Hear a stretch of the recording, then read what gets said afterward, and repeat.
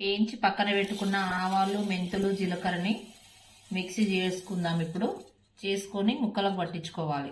మామిడికాయ ముక్కలకి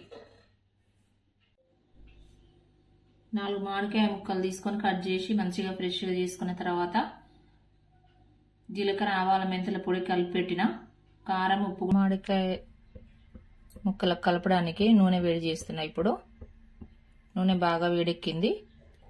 స్టవ్ బంద్ చేస్తున్నా.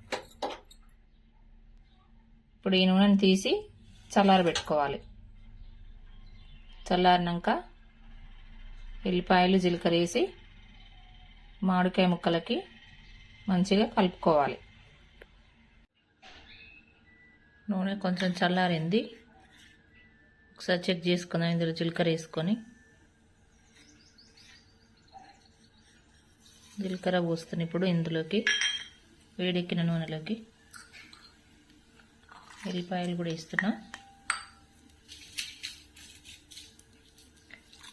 ఎండుమిరపకాయలు కూడా వేస్తున్నా.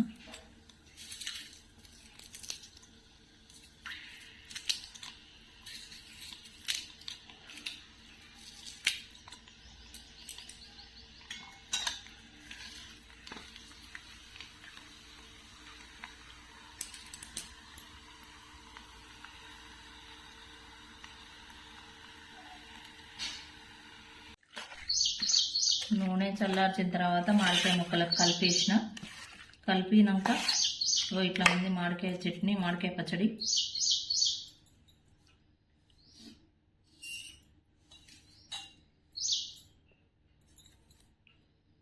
ఆవకాయ పికిల్ రెడీ అయిపోయింది.